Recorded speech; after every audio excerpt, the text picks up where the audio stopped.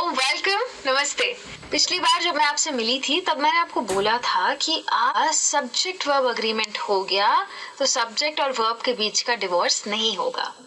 और तब मैंने आपको ये भी बोला था कि अगली क्लास में मैं वो दहशत फैलाने वाला टॉपिक लेने वाली हूँ जिसका नाम है टेंसेस।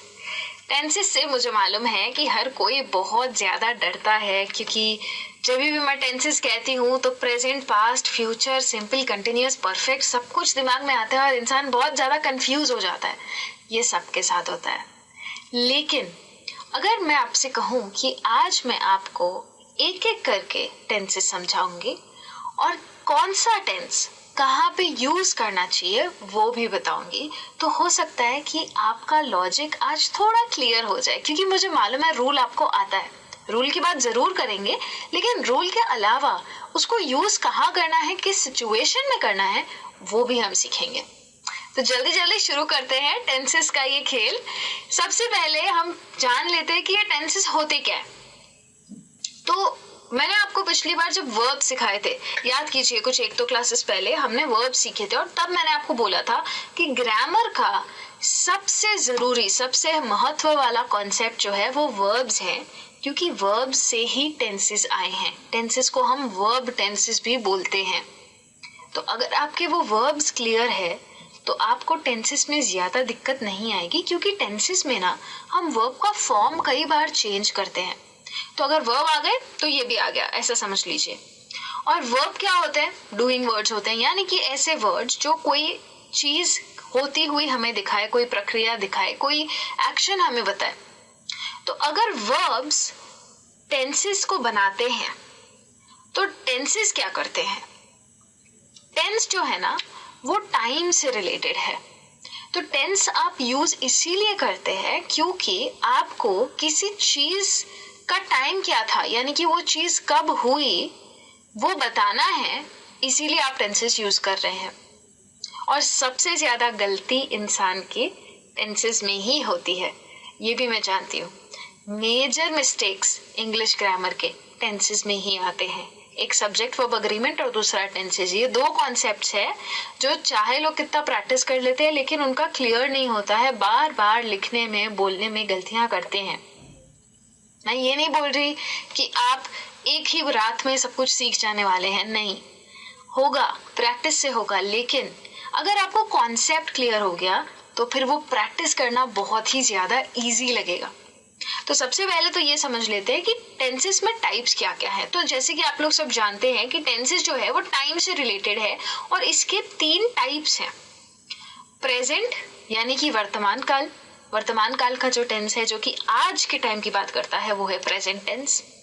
पास्ट यानी कि भूतकाल, यानी कि ऐसे टाइम की बात करता है जो चला गया, तो वो है पास्ट टेंस। और फ्यूचर यानी कि भविष्य काल, ऐसे टाइम की बात करता है कि जो अब आएगा, कुछ ऐसा जो भी हुआ नहीं है, शायद आगे जाके होगा, तो उसके लिए हम यूज करते हैं फ्यूचर टेंस को। हर एक टेंस का एक रूल होता है, क्योंकि हर एक टेंस के अंदर और 4 प्रकार के टेंसेस होते हैं जिनके बारे में मैं जरूर बात करूंगी आपसे। चिंता मत कीजिए, ये सिर्फ रूल्स का टेबल है, इसका लॉजिक अभी आने वाला है, तो ये देख के डर मत जाइएगा, ठीक है। तो अगर टेंसेस की मैं बात करूं तो आज सबसे पहले हम शुरू करते हैं प्रेजेंट टेंस से, यानी कि उस टेंस से जो कि वर्तमान काल की बात करता है। प्रेजेंट का ही मतलब है वर्तमान, यानी कि अभी, इस वक्त। तो अगर आप इस टाइम की बात करना चाहते हैं, कोई ऐसी चीज या कोई ऐसे इवेंट या कोई ऐसी सिचुएशन की बात करना चाहते हैं जो कि अभी हो रही है, आज के टाइम में, करंट टाइम में, तो आप प्रेजेंट टेंस यूज करेंगे। प्रेजेंट टेंस में 4 टाइप्स के और टेंसेस होते हैं। एक होता है सिंपल प्रेजेंट, एक होता है प्रेजेंट कंटिन्यूअस, एक होता है प्रेजेंट परफेक्ट और एक होता है प्रेजेंट परफेक्ट कंटिन्यूअस। ये 4 टाइप्स इसीलिए है क्योंकि इन चारों की सेंटेंसेस अलग अलग बनती है और इन चारों का मतलब भी अलग अलग हो जाता है। तो कब कौन सा वाला यूज करना है, पहले वो सीख लेते हैं। सबसे पहले बात करते हैं सिंपल प्रेजेंट की। अब इसके नाम में ही सिंपल है तो ये तो टेंस भी सिंपल होगा। तो सिंपल प्रेजेंट जो है ना वो उन चीजों के लिए यूज करते हैं हम जहां पे हमें मालूम है कि ये चीज हमेशा सच रहने वाली है, या फिर कोई ऐसी आदत है जो आपकी अभी अभी है, अभी अभी लगी है, या शुरू से कोई आदत है, या फिर कोई ऐसी चीज जो कि अभी हो रही है। जरूरी नहीं है कि वो एक्शन अभी चल रहा हो, लेकिन वो चीज अभी के टाइम पे हो रही है। जैसे कि मेरी कोई आदत है, रोज जिम जाने की आदत है मेरी, तो मैं बोलूंगी I go to the gym day. आपने देखा मैंने वर्ड क्या डाला, डेली। मैं रोज जाती हूँ, ये बताने के लिए कि ये मेरी आदत है। तो मैंने क्या बोला, I go to the gym daily. ये हो गया सिंपल प्रेजेंट। मैंने आपको एक फैक्ट बता दिया। सिंपल प्रेजेंट जो है ना, वो फैक्ट बताने के लिए ज्यादा यूज होता है। जैसे कि यूनिवर्सल ट्रूथ भी होती है ना, जैसे sun rises in the east, universal truth है, ये चीज बदलने नहीं वाली है। वैसे ही honesty is the best policy, एक तरीके का मॉरल है, ये चीज बदलने नहीं वाली है। तो ये क्या है, ये एक तरीके का फैक्ट है, और इसको हम प्रेजेंट में इसीलिए डालते हैं। Honesty is the best policy सिखाने वाली चीज है, इसको हम प्रेजेंट में इसीलिए डालते हैं क्योंकि ये चीज हमेशा सच रहेगी। कल भी सच थी, आज भी सच है, और आगे भी सच रहेगी। तो जब भी मैं इसको सुनूंगी, ये मेरे प्रेजेंट में सच ही रहने वाली है, इसीलिए इसको सिंपल प्रेजेंट में डालते हैं। और मैंने आपको बोला था कि कोई ऐसी चीज जो अभी हो रही है, जरूरी नहीं है कि वो एक्शन अभी चल रहा हो, लेकिन जैसे कोई फीलिंग, जैसे कि मैं कुछ फील कर रही हूँ, जैसे मैंने कहा आई फील ग्रेट, तो मैं अभी जो महसूस कर रही हूँ वो बताने के लिए मैं सिंपल प्रेजेंट यूज कर सकती हूँ। कई लोग इसको सिंपल प्रेजेंट बोलते हैं, कई इसको प्रेजेंट सिंपल भी बोलते हैं, दोनों तरीके सही हैं। लेकिन आपको ये समझना है कि जो सिंपल प्रेजेंट है ना, इसके सेंटेंसेस ज्यादातर केसेस में शॉर्ट होते हैं। मतलब ये करना आपके लिए बहुत आसान है। आसान ये इसीलिए भी है क्योंकि इसका जो रूल होता है ना, उसमें वर्ब का रूट फॉर्म यानी कि फर्स्ट फॉर्म यूज होता है। यानी कि जैसा वर्ब आपको पता है बिल्कुल वैसे ही उसको यूज किया जाता है। जो भी वर्ब आपने सुना है, जैसे कि गो है या डू है या कुछ भी है, तो वो उसी फॉर्म में यूज करते हैं। और इसमें हम सब्जेक्ट वर्ब अग्रीमेंट का बहुत ध्यान रखते हैं। तो अगर मेरे वर्ब को एस या ईएस की जरूरत है, जैसे कि अगर मेरा सब्जेक्ट सिंगुलर है तो मुझे वर्ब को प्लूरल बनाना है, तो वो मैं सिंपल प्रेजेंट में ध्यान रखूंगी। तो वर्ब का एस और ईएस फॉर्म अगर उसको जरूरत है तो मैं दूंगी, वरना नहीं दूंगी। तो एस ईएस लगता कहाँ है? सिंपल प्रेजेंट की सेंटेंसेस में जो भी प्रोनाउंस ऐसे आते हैं कि जो थर्ड पर्सन सिंगुलर होते हैं। थर्ड पर्सन यानी कि मैं भी नहीं और आप भी नहीं, कोई और हो सकता है। आप और मैं बात कर रहे हैं और हम किसी और की बात कर रहे हैं, और कोई और जो है ना वो सिंगल पर्सन है, एक इकलौता इंसान है। मैं और आप ग्रुप की भी बात नहीं कर रहे, क्योंकि ग्रुप की बात कर रहे होते तो वो हो जाता थर्ड पर्सन प्लूरल। आप और मैं बात कर रहे हैं और हम एक अकेले इंसान की बात कर रहे हैं, तो वो एक अकेला इंसान हो गया थर्ड पर्सन सिंगुलर, क्योंकि मैं फर्स्ट पर्सन हूँ, आप सेकंड पर्सन है। हम दोनों जिसकी बात करेंगे वो हो गया थर्ड पर्सन, और वो एक है, इसीलिए हम बोलेंगे थर्ड पर्सन सिंगुलर। तो उनके तीन ही प्रोनाउन होते हैं। हो सकता है हम किसी आदमी की बात कर रहे हो सकता है हम किसी औरत की बात कर रहे हो सकता है हम किसी जानवर की बात कर रहे हो। तो ही, शी और इट, ये तीन प्रोनाउन जब आते हैं तो जो वर्ब उसके आगे लगता है ना, वो हमेशा एस और ईएस वाला होगा, यानी कि प्लूरल फॉर्म में होगा। हमारा सब्जेक्ट सिंगुलर है तो वर्ब तो प्लूरल आएगा ही, ये तो हमने सीखा ही था। तो बस यही तो है रूल। इसीलिए मैंने आपको पहले ही सब्जेक्ट वर्ब ऑब्जेक्ट भी सिखा दिया है और सब्जेक्ट वर्ब अग्रीमेंट भी सिखा दिया है, ताकि आपका टेंस का रूल ना आपको कॉम्प्लिकेटेड नहीं लगेगा। आपको तो पता ही है कि सब्जेक्ट वर्ब ऑब्जेक्ट वाला सेंटेंस स्ट्रक्चर हम फॉलो करते हैं, और यहाँ पे बस सब्जेक्ट वर्ब अग्रीमेंट फॉलो कर रहे हैं, और भी नहीं है। मतलब सिंपल प्रेजेंट तो आपको सीखना ही नहीं है, क्योंकि ये तो आपका सब्जेक्ट वर्ब ऑब्जेक्ट स्ट्रक्चर ही है, और कुछ अलग है ही नहीं इसमें। चलो प्रैक्टिस करते हैं। अब जैसे देखो, ये है the sun rises in the east. The sun जो है वो मेरा सब्जेक्ट है, राइजेस जो है वो मेरा एक्शन है। तो द सन था, वो एक है ना, इसलिए मैंने क्या किया, राइजेस। सन एक तो वर्ब ज्यादा होगा, राइज प्लस एस।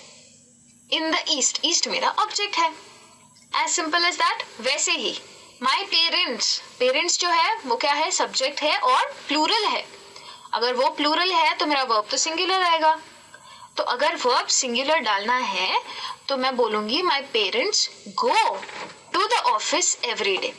इनका टू द ऑफिस जो है वो ऑब्जेक्ट हो जाता है। एवरीडे मुझे बताता है कि ये रोज की चीज है, यानी कि ये आदत हो सकती है। कोई ऐसी चीज जो अभी सच है वो हो सकती है। तो इसीलिए गो जो है वो सिंगुलर में है, ऑफिस जो है वो ऑब्जेक्ट है और माय पेरेंट्स वो है सब्जेक्ट। और अगर आपको सिंपल प्रेजेंट क्लियर है तो हम जल्दी से आगे बढ़ सकते हैं एक और टाइप पे, जो कि है प्रेजेंट कंटिन्यूअस। ये वाला ना कई बार गलत तरीके से यूज करते हैं। देखो एक सिंपल लॉजिक समझा देती हूँ कि कंटिन्यूअस का मतलब क्या, कंटिन्यू का मतलब क्या, कोई ऐसी चीज जो चल रही है। कंटिन्यूअस मतलब चलती जा रही है। तो कंटिन्यूअस किसी भी टेंस में अगर आप देखो तो समझ जाना कि आईएनजी फॉर्म आएगा ही आएगा। इंग्लिश में जो आईएनजी फॉर्म आता है ना वर्ब का, वो हमें दिखाता है कि ये चीज चल रही है। तो हर एक कंटिन्यूअस टेंस में आपका आईएनजी फॉर्म यूज होगा ही होगा। अब बात करते हैं प्रेजेंट कंटिन्यूअस टेंस की। आईएनजी फॉर्म आपको क्यों हेल्प करेगा, क्योंकि अगर आप कोई सेंटेंस देखते हैं और आईएनजी फॉर्म है उसमें तो आप समझ जाएंगे कि ये कंटिन्यूअस टेंस है। अब प्रेजेंट कंटिन्यूअस की अगर बात करूं तो प्रेजेंट कंटिन्यूअस लोग यूज बहुत ज्यादा करते हैं, लेकिन कई लोग गलत तरीके से यूज करते हैं। तो हमेशा अपने आप से ये सवाल पूछो कि जिसमें मैं आईएनजी डाल रहा हूं या डाल रही हूं, क्या ये एक्शन अभी हो रहा है, क्या ये चालू है या ये खत्म हो चुका है। क्योंकि अगर खत्म हो चुका है तो आईएनजी फॉर्म नहीं डाल सकते। अगर चल रहा है, अभी मेरे सामने प्रेजेंट की बात कर रही हूँ, अगर चल रहा है तो ही मैं उसमें आईएनजी फॉर्म डालूंगी, वरना नहीं डालूंगी। अगर खत्म हो गया है तो मैं नहीं यूज कर सकती। अगर शुरू हो गया है और चल रहा है तो ही यूज कर सकती हूँ। जैसे अभी मैं क्या कर रही हूँ, आई एम टीचिंग इंग्लिश, तो मैंने आईएनजी फॉर्म डाल दिया क्योंकि मैं अभी आपको पढ़ा रही हूँ। वैसे ही अगर कोई और मेरी बात करेगा तो क्या बोलेगा, she is taking a class, या शायद कोई आपकी बात करेगा तो क्या बोलेगा, ही इज या she is taking a class, क्योंकि आप अभी मुझसे क्लास ले रहे हैं तो ये एक्शन अभी चल रहा है। उसी तरह से हम और आप क्या कर रहे हैं, यहाँ पे हम लोग इंग्लिश सीख रहे हैं, तो ये हमारा जो एक्शन है ना लर्निंग का, ये चल रहा है, इसीलिए मैं बोलूंगी वी आर लर्निंग इंग्लिश। आपको मालूम है ना कि इज एम आर मैंने 3 अलग अलग क्यों आपको दिखाया, क्योंकि अगर मैं मेरी बात करती हूँ फर्स्ट पर्सन की तो मैंने एम यूज किया, अगर मैं किसी और की बात कर रही हूँ तो मैं इज यूज कर रही हूँ, और अगर मैं हम सब की बात कर रही हूँ तो मैं आर यूज कर रही हूँ। तो प्रेजेंट कंटिन्यूअस में आईएनजी के अलावा कुछ ध्यान है तो वो इज एम आर का ध्यान रखना है। ये चीज सिर्फ इतनी याद रखो कि अगर आप कोई भी वर्ब आईएनजी फॉर्म के साथ यूज कर रहे हो तो उसके आगे कोई ना कोई ऑक्सिलरी वर्ब आएगा ही आएगा। बिना ऑक्सिलरी वर्ब आगे डाले आईएनजी फॉर्म यूज करना गलत होता है। तो सब्जेक्ट वर्ब ऑब्जेक्ट तो सही है, लेकिन अगर वर्ब के साथ आईएनजी है तो उसके आगे आपको इजेमार या और कोई auxiliary depending on the tense आपको डालना पड़ेगा। वर्ब का फॉर्म कौन सा यूज होता है, वो फर्स्ट वाला ही, तो गो का गोइंग हो जाएगा, पर आपको सोचना नहीं पड़ेगा कि मैं कौन सा फॉर्म यूज करूं। तो जो भी वर्ब आपको यूज करना है उसके आगे बस आईएनजी लगा दो और उसके पहले इजेमार लगा दो सब्जेक्ट के हिसाब से, और आपका काम हो गया। पर जैसे हमने सिंपल प्रेजेंट में सीखा था कि यूनिवर्सल चीज है, हैबिट है, या आपकी अभी की कोई फीलिंग है, कोई इवेंट जो अभी है, उसके लिए आप सिंपल प्रेजेंट यूज करते हो। प्रेजेंट कंटिन्यूअस बहुत लिमिटेड टेंस है, उसको आप सिर्फ और सिर्फ तब यूज करोगे जब एक्शन चल रहा है। मैंने बहुत बार देखा है कि लोग प्रेजेंट कंटिन्यूअस में ग्रामेटिकली तो सेंटेंस सही बनाते हैं, लेकिन उस सिचुएशन में प्रेजेंट कंटिन्यूअस यूज करना सही नहीं है। तो इस चीज का बहुत ज्यादा ध्यान रखना। चलो प्रैक्टिस करते हैं। अब अगर सेंटेंस है ही इज डांसिंग अलोन, ही कौन, वो third person, third person singular क्योंकि एक इंसान है, थर्ड पर्सन सिंगुलर है, एक इंसान है, तो मैंने बोला is. Dancing dance I N G, alone alone मेरा ऑब्जेक्ट है, ही मेरा सब्जेक्ट है। ठीक है, ये तो हो गया सिंपल सा सेंटेंस। खुद की बात करूं तो फर्स्ट पर्सन सिंगुलर हूं, फर्स्ट पर्सन यानी कि मैं, और अकेली हूं इसलिए सिंगुलर, तो मैं यूज करूंगी am. I am eat plus I N G, eating. देख रहे हो कोई फर्क नहीं है, सिर्फ और सिर्फ आईएनजी डाल रही हूँ, आगे डाल रही हूँ इज एम आर। जैसी जैसी जरूरत है वैसे वैसे डालूंगी। I am eating my dinner मेरा ऑब्जेक्ट है, सब्जेक्ट क्या है? आई, है ना सिंपल। एक और दिखाती हूँ, चलो।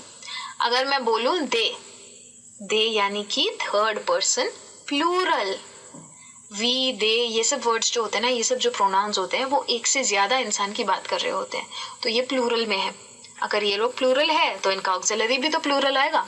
ऑक्सिलरी हो गया आर, और वर्क के साथ लगाया आईएनजी, तो working, they are working on the project, object. They हो गया सब्जेक्ट, और वर्ब तो आपको पता ही है। तो ऐसे यूज होता है प्रेजेंट कंटिन्यूअस टेंस।